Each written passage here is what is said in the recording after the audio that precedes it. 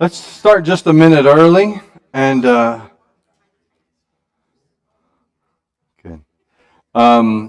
James, Grace, you were on here. Can you give us an update? Where are you? I saw you. There you are. Um, Update on everything: the melanoma removal, the cataract. Next Tuesday.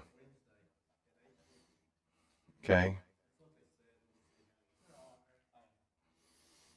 That's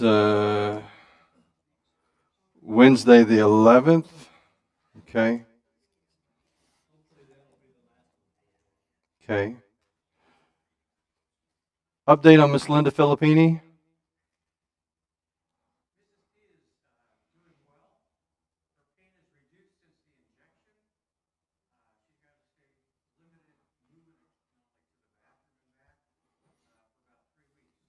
Hmm.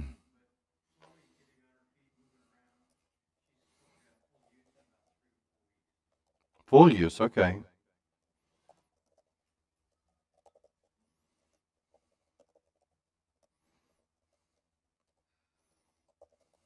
Okay.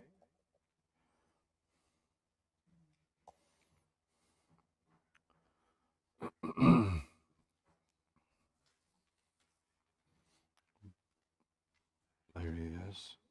Blair, you were having some skin cancer removed. Is that care? Are you okay? I'm going backwards and making sure. You're good? All right. Yes, sir. The best part? Oh, getting a new knee? Okay. All right. What new prayer requests or updates do you have this afternoon? Yes, ma'am?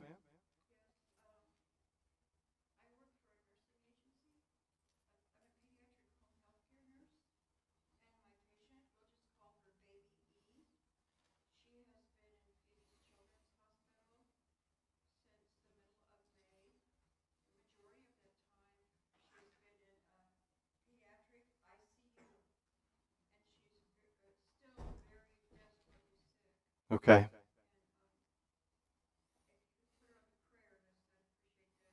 Okay. All right.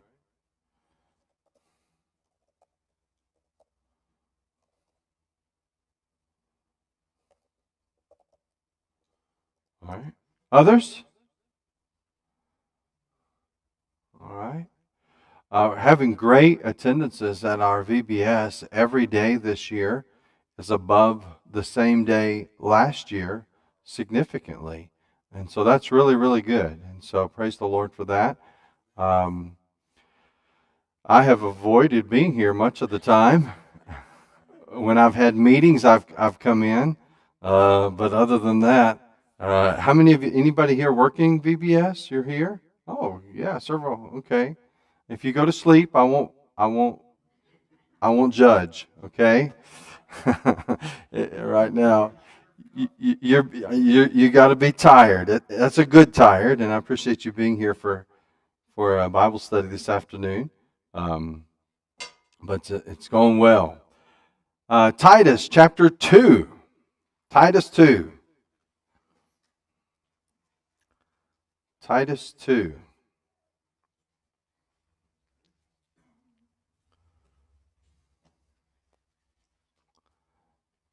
What we're going to do is just kind of go through this verse by verse. If you all listen fast enough, we'll finish the chapter. We'll get a whole chapter in tonight. By the way, FYI, Lord willing, KW is scheduled to teach this class or this Bible study next Wednesday. Okay, I won't be here. I don't think he'll be in Titus, but he'll do something on his own. And but that, what in the world is that? It's like it's glued or something. So um, it looks pretty nasty, to be honest with you. No, I don't know. I'm not going to touch it again. Juan's mustache? Yes, I'm definitely not touching it again. For sure. All right, Titus chapter 2, verse number 1 says this, but as for you, who's writing? Paul. Who's he writing to? Titus. So Paul says to Titus, but as for you, Paul says, Titus, okay, what are you supposed to do? Well, you're to teach what accords with sound doctrine. So, in contrast to the false teachers that have been mentioned in the previous chapter that we've been looking at, Paul turns to Titus and he says, you're supposed to teach just the opposite of that. You're to teach what accords with sound doctrine. So there's this contrast here. But as for you, it creates that contrast between Titus and those false teachers. The word teach there literally is to speak or to communicate.